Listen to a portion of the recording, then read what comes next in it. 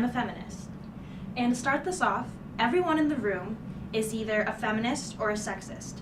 There is no in between, because you either believe that women are equal to men and should be treated that way, or you don't. And so we're going to tie that in with how to achieve complete equality in the workplace, and to look at how far women have come in the labor force and how far we still have to go.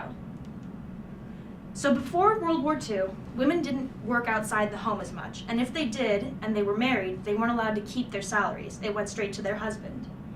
But when all the men left for World War II, women were, the government tried to get women to take over the jobs, to work in shipyards and factories. So they had these propaganda, do the job he left behind, or we can do it, or if you can use an electric mixer, you can use an electric drill. But then all the men came back and just took their jobs back, and nobody really questioned it. So we came to the domestic 1950s, where women are back in the home, and if they did go to college, they went to find a husband, not to start a career. And it was very hard to start a career because there were no real forms of effective birth control until the 1960s. In 1960, the first birth control pill, Enovid, was released, and it was the first time that people were taking pills when they weren't sick.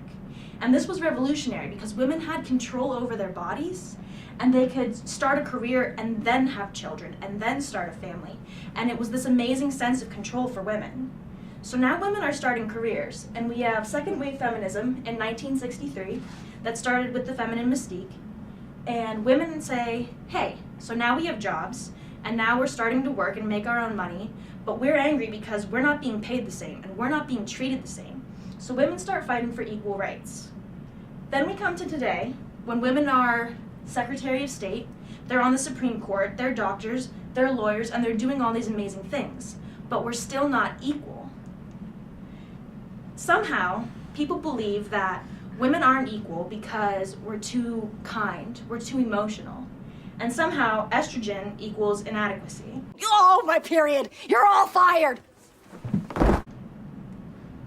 So, this is Hillary Clinton and Bill Clinton, the most famous political couple in America.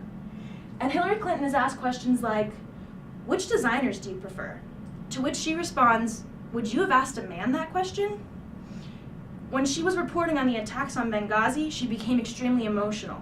And nobody said she's emotional because Americans died and it was a horrible tragedy. They said, oh, she's emotional because she's tired because she was traveling there. And people want to say that Hillary Clinton should travel less because it's making her less attractive. She should change her job to change her appearance, which is so wrong. And that's one of the things that's wrong, is that women are being judged based on their appearances, not on the way they do their jobs. And if you Google Hillary Clinton is a bitch, you will get over 1 million hits on Google. Nobody asks Bill Clinton who designs his suits, and nobody calls him a bitch or a ball buster, and nobody has to comment on his appearance in relation to his job. Even Nicki Minaj gets it. She says, when I'm assertive, I'm a bitch. When a man is assertive, he's a boss. There's no negative connotation behind being a boss, but there certainly is behind being a bitch. So how can we fix this? It's up to the men. It's up to the oppressors. So men, don't patronize women. Don't call them pet names. Don't touch them inappropriately. Don't comment on their appearances, because your appearance has nothing to do with the way you do your job. And don't treat women through gender stereotypes. Don't assume that because she's a girl, she's bad at math, or she's too emotional to handle a role as a CEO.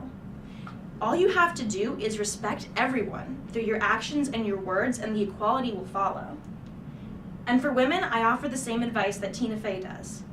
My unsolicited advice to women in the workplace is this: when faced with sexism, or ageism, or lookism, or even really aggressive Buddhism, ask yourself this question: is this person in between me and what I want to do?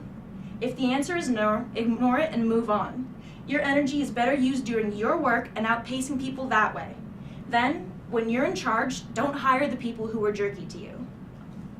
Thank you.